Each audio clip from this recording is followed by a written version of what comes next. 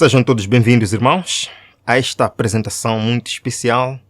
Esta escola de profecia deseja a todos um bom começo de sábado, que seja um dia repleto das bênçãos do Senhor.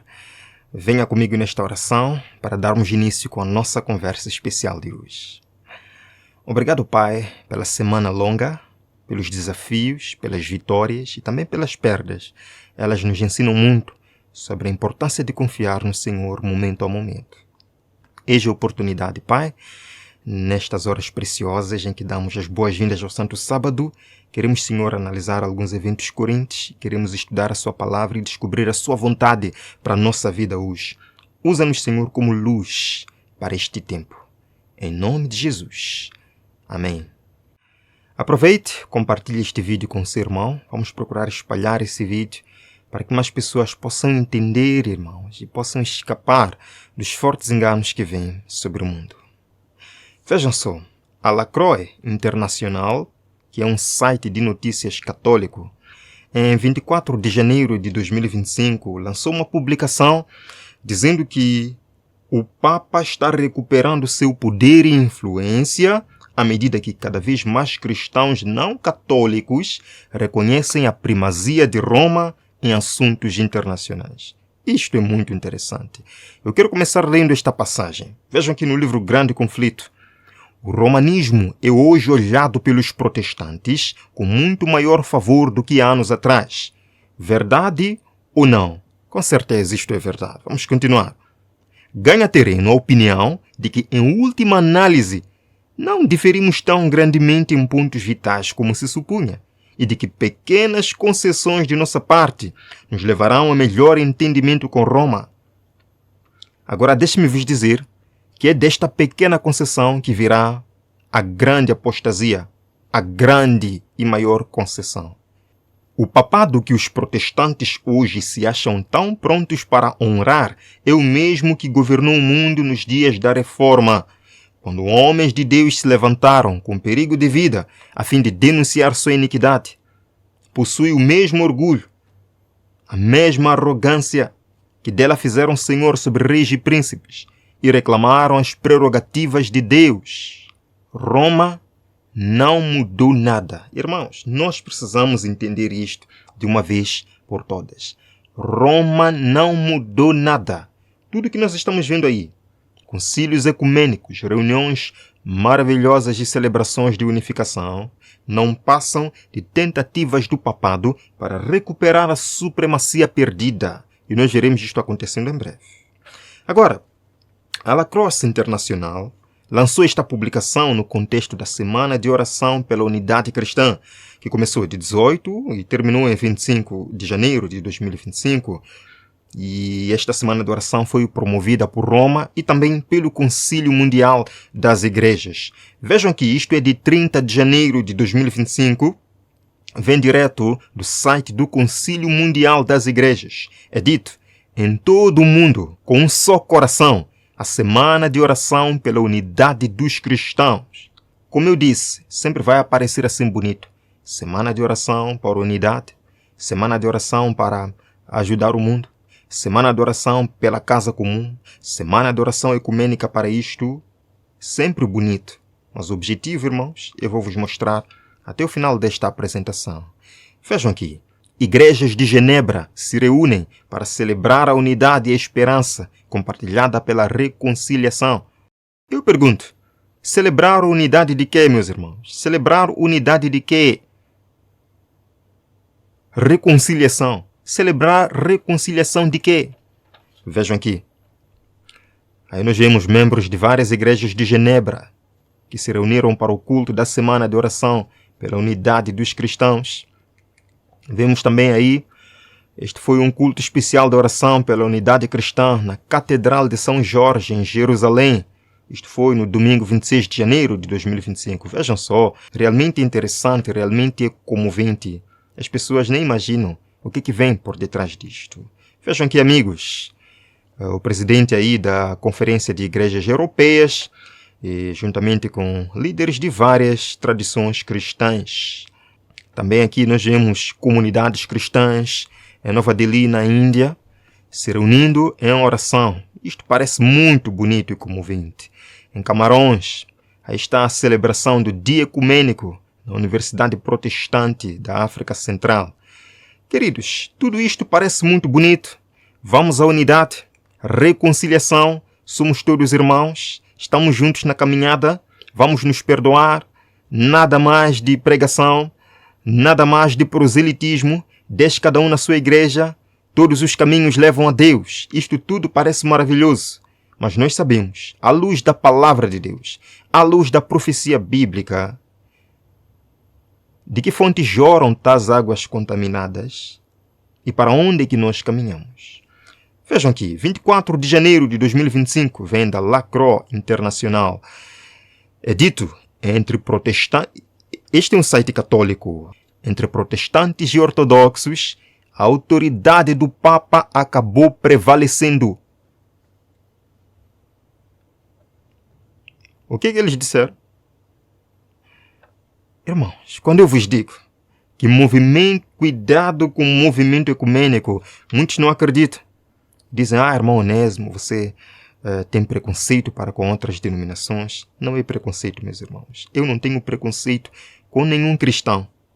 Tenho amigos católicos, amigos testemunhas de Jeová, amigos muçulmanos até. Tenho amigos de quase todas as religiões e denominações. Não tenho preconceito algum. Mas nós precisamos entender que o movimento ecumênico em si, o que as pessoas não percebem é que tem um objetivo. E eles estão chegando ao objetivo principal disto. Vou ler mais uma vez. Entre protestantes e ortodoxos, a autoridade do Papa acabou prevalecendo. Vejam, é dito aí no subtítulo. Enquanto fiéis católicos, protestantes e ortodoxos rezavam esta semana pela unidade cristã, esse homem, Jean-François Chiron, esclarece como o papel do Papa evoluiu dentro deste diálogo ecumênico à medida que sua legitimidade específica foi gradualmente reconhecida. Está isto claro, irmãos? É dito. Como os crentes católicos, protestantes e ortodoxos rezaram esta semana por unidade cristã, esse homem esclarece como o papel do Papa evoluiu, ok? Já lemos sobre isto. Vejam, é dito aqui, depois de ter lido isto, eu fiquei de queixo caído. É realmente muito sério. Vejam aqui. A Igreja de Roma é a igreja da mais pura tradição apostólica, isto é, verdadeiramente evangélica. Não, eu vou ler mais uma vez. Isto é no contexto ecumênico, isto é no contexto da celebração da Semana de Oração por Unidade Cristã. A Igreja Católica está dizendo que a Igreja de Roma é a igreja da mais pura tradição apostólica, isto é, verdadeiramente evangélica. E continua dizendo, a tradição apostólica, a igreja desta tradição, o bispo desta igreja, é isso que desde o início tem um valor e significado aos olhos dos batizados, e não apenas em Roma. A Igreja de Roma é a da mais pura tradição apostólica. Em outras palavras, eles estão dizendo que a Igreja de Roma é verdadeira, que ela segue a pureza doutrinária, que ela segue os princípios bíblicos. Ora, se nós olharmos para alguns exemplos, nós veremos que isto não é verdade, infelizmente. A Bíblia ensina que não devemos adorar estátuas, nem nos inclinar perante elas. De acordo com Êxodo 20, verso 4, a Igreja Católica aceita e ensina isto. A Bíblia ensina que todos pecaram, exceto Jesus. De acordo com Romanos 6, 23, a Igreja Católica diz que Maria era sem pecado. A Bíblia ensina que existe um só mediador entre Deus e os homens, Jesus Cristo, o justo. A primeira carta de Timóteo, capítulo 2, verso 5, a Igreja Católica ensina que Maria é co-mediadora, que ela intercede por nós. Esta é uma blasfêmia. A Bíblia ensina que a morte é um estado de inconsciência até a segunda vinda de Cristo. A Igreja Católica ensina o purgatório, que é um estado de tormento para que as almas sejam purificadas antes de serem aceitas no céu. A Igreja Católica ensina sobre o limbo, onde as crianças são torturadas pelo pecado original. Irmãos, missa adoração aos mortos, o acendimento de velas. Estamos falando mais. O dia das bruxas, a adoração dominical, não existem na Bíblia. São relíquias do paganismo. Portanto, não é verdade que a Igreja de Roma é da mais pura tradição apostólica. A propósito, Pedro não foi o primeiro Papa. Pedro nem sequer foi Papa. O papado surgiu aproximadamente nos anos 300, por aí. Pedro morreu há muito tempo antes. Quando Jesus disse a Pedro: Tu és Pedro, e sobre esta pedra erguerei a minha igreja, e as portas do inferno não prevalecerão. De forma alguma, Cristo estava atribuindo a Pedro a responsabilidade de ser o líder da igreja, o administrador da igreja, ou o cabeça da igreja. De acordo com a palavra de Deus, a cabeça da igreja é Cristo. E de Cristo todos nós dependemos. Portanto, não é verdade que a Igreja de Roma é da mais pura tradição apostólica. Mas, infelizmente, os participantes deste movimento ecumênico, ouvindo isto, estão acreditando e levando realmente a sério. O que a palavra de Deus nos diz: quem deu autoridade ao papado não foi Pedro. Não. O papado não herda uma tradição apostólica pura. Pelo contrário, herda o romanismo apostatado. De acordo com Apocalipse capítulo 13, quem deu autoridade à besta foi o dragão. E a propósito, lembram? Partilhei uma vez com os irmãos que as manchas do leopardo em Apocalipse 13, sim, da besta, foram uma vez apreciadas e vestidas por este homem. Enfim, vejam aqui, é dito, por muito tempo, a autoridade desta igreja e de seu bispo era principalmente moral, um ponto de referência. A Igreja Católica está revendo os tempos da Idade Média, em que a sua autoridade era um ponto de referência. Todo mundo olhava para Roma em busca de algum conselho. Mas vejam, para muitos o papado se tornou, na melhor das hipóteses, uma entidade estrangeira, na pior, um símbolo do anticristo. Bem, não são as pessoas que dizem isso. A palavra de Deus diz isto. Sim, Paulo falou isto, que nos últimos dias viria a apostasia, o filho da perdição, que procuraria se assentar no trono de Deus, querendo parecer Deus, mas não é Deus. Daniel capítulo 7 fala sobre o chifre pequeno, que proferiria palavras contra o Altíssimo, magoaria os santos do Altíssimo e cuidaria mudar os tempos e a lei. É este poder. E aqui é dito: voltemos ao que identificamos como o cerne da legitimidade do Papa. É neste ponto que o ecumenismo vai nos levar ao reconhecimento da autoridade papal. Este é o esforço. Infelizmente, muitos estão caindo nesta história de que o movimento ecumênico é maravilhoso, sem saber qual é o objetivo final. Qual é o objetivo final disto? Nós lemos aqui, nesta revista de dezembro de 1987, na página 21, o Papa está sendo hoje admiravelmente bem-sucedido, obtendo ampla aceitação como Papa Urbis et Orbis, o pai espiritual de Roma e do mundo, o pai espiritual dos budistas, o pai espiritual dos shintoístas, o pai espiritual dos protestantes, o pai espiritual do islamismo. Sim, meus irmãos, é aqui onde nós estamos vivendo. A ferida mortal será curada. Vejam, no livro Grande Conflito, página 573, é dito: uma época de grandes trevas intelectuais demonstrou-se favorável ao êxito do papado.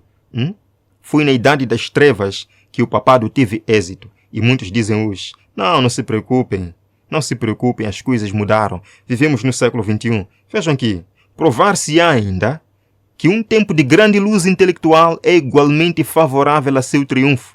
O papado vai dominar no século XXI também. A palavra de Deus deu aviso do perigo iminente. Se este for desatendido, o mundo protestante saberá quais são realmente os propósitos de Roma apenas quando for demasiado tarde para escapar da cilada. Ela está silenciosamente crescendo em poder.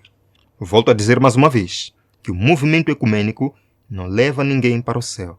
Este é um esforço de Roma, desde o Concílio Vaticano II, para recuperar a sua supremacia. Vejam, já compartilhei com os irmãos, Mas para a gente compreender muito bem sobre isto, nesta revista católica é dito rumo ao novo ecumenismo, onde eles disseram que os bispos devem envolver ativamente os ministros protestantes nas suas dioceses, com o objetivo expresso de levar congregações inteiras à plena comunhão. Estão vendo o que é isto? Isto é uma conspiração para levar congregações protestantes inteiras à plena comunhão católica. E é dito, da mesma forma, os bispos católicos devem formar especialistas teológicos bem versados na doutrina protestante. Qual é o objetivo? Vejam aí. Destinado a remover obstáculos no caminho para a unidade católica. Teólogos em diferentes congregações, de modo a levar essas congregações à unidade católica. Meus irmãos, vejam aqui. A unidade cristã deve ser, só pode ser, unidade católica. Falou a Igreja Católica que a unidade, que o ecumenismo só pode ser unidade católica. E por que nós nos envolvemos com isto? Por que nós achamos que isto é maravilhoso? Aqui está, no outro site católico. Por que devemos evangelizar nossos amigos protestantes? Afinal, ecumenismo não é cada um na sua igreja. Afinal, ecumenismo não é cada um na sua tradição religiosa. Por que agora os católicos querem evangelizar os amigos protestantes? Vejam, é dito. E é por isso que passo tanto tempo evangelizando protestantes. Porque eu acredito que Deus quer que todos sejam católicos. Que todos sejam católicos. Para que todos possam receber as graças que Ele tem para lhes oferecer através da Igreja Católica. Meus irmãos, não sejamos cegos para estas coisas. Não. O movimento ecumênico não pode nos enganar quanto a isto. E ainda mais, este movimento está levando pouco a pouco, lentamente, as igrejas protestantes à idolatria, as igrejas protestantes a erros doutrinários terríveis, mortais. Vejam aqui, Maria, o caminho para a unidade dos cristãos. Mas como assim? Não é Cristo o caminho para a unidade dos cristãos? Parece que não. Agora é Maria, o caminho para a unidade dos cristãos. O Papa ainda diz que os cristãos sabem que a unidade entre eles só poderá ser reencontrada verdadeiramente se estiver fundada sobre a unidade da sua fé. Eles devem resolver discordâncias não leves de doutrina, quanto ao mistério e ao ministério da Igreja e quanto à função de Maria na obra de salvação. Qual é a função de Maria na obra de salvação? Nenhuma. Queridos, apesar de tudo isto, desta tentativa de aproximação, de uma coisa nós podemos ter a certeza, até o Espírito de Profecia fala, o grande conflito fala, que Roma considera-se como a única igreja verdadeira, com exclusão de toda a outra forma de culto. Vejam, por exemplo, o Papa disse, outras denominações não são verdadeiras igrejas. O Papa Bento XVI reafirmou a primazia universal da Igreja Católica Romana, aprovando um documento divulgado na terça-feira que diz que as igrejas ortodoxas cristãs eram defeituosas e que outras denominações cristãs não eram verdadeiras igrejas. Se não são verdadeiras igrejas, por que todo este trabalho de unificação? É claro, é para convencer essas congregações a voltarem à plena unidade católica. O objetivo é acabar com o protestantismo, meus irmãos. E agora algo muito triste, infelizmente, em 21 de janeiro, a Arquidiocese Católica de Palermo partilhou imagens de um encontro ecumênico dentro de uma igreja adventista do sétimo dia na Itália. O arcebispo pregou no púlpito dessa igreja adventista e chamou o lugar de nossa casa comum. Estiveram presentes neste encontro representantes da Igreja Católica, Anglicana, Luterana, Metodista, Ortodoxa Russa e Romena. Irmãos, eu não vou deixar de mostrar isto para vocês. Não posso ser tão hipócrita assim em esconder isso de vocês. E nós precisamos orar quanto a isto. O conselho do Espírito de Profecia para nós é, irmãos, os sindicatos e confederações do mundo são uma armadilha. Conservai-vos fora e longe deles, irmãos. Nada tem a ver com eles, Por causa dessas uniões e confederações, logo será muito difícil nossas instituições levarem avante seu trabalho nas cidades. Sim, nos unindo a este movimento ecumênico, que poder nós teremos para sair e anunciar uma mensagem popular, como a mensagem de Apocalipse 14? Irmãos, com que cara nós poderemos sair para ensinar a verdade da marca da besta e do selo de Deus, unindo-nos a este movimento? Eu quero me basear nas palavras de um comentador ou de um participante de uma das sessões do Concílio Mundial das Igrejas, onde ele falou o seguinte. Sim, o moderador do Concílio Mundial das Igrejas disse: em nenhum lugar do mundo pediremos desculpas por pregar o Evangelho. Amém? Que assim seja. Que assim seja. Não podemos pedir perdão ou desculpas por falar a verdade. Está aqui. No espírito de profecia, não devemos adular o mundo, nem pedir-lhe perdão por ter que dizer a verdade. Devemos desprezar toda dissimulação. Entenda-se que os adventistas do sétimo dia não devem fazer acordos. Não existe acordo, não existe aliança com as organizações do mundo, com as confederações, com os sindicatos deste mundo, pois são uma armadilha para a obra do povo de Deus. Deus fez o seu povo depositários de sua lei, confiou-lhes as grandes verdades da profecia para este tempo. Vejam aí embaixo, não se deve permitir que coisa alguma impeça esta obra. O movimento ecumênico, embora parecendo maravilhoso, não pode impedir esta obra. A comunicação da verdade, as 3 mensagens angélicas que prepararão o mundo para a segunda vinda de Cristo. Irmãos, eu sou adventista do sétimo dia e ocupo na igreja atualmente o cargo como um dos anciãos. Sou adventista de berço, amo essa igreja, creio que ela é a igreja remanescente que guarda os mandamentos e tem um testemunho de Jesus. Mas uma coisa nós precisamos ter certeza. Entre nós, aos que, como Acã, farão confissões quando for demasiado tarde. Entre nós, há pessoas que não mais estão levando este barco avante. É momento, irmãos, de nós avançarmos pela fé, pregando a verdade para este tempo. Que Jesus abençoe sua vida. Que você tome essa responsabilidade. Que você se foque neste trabalho especial.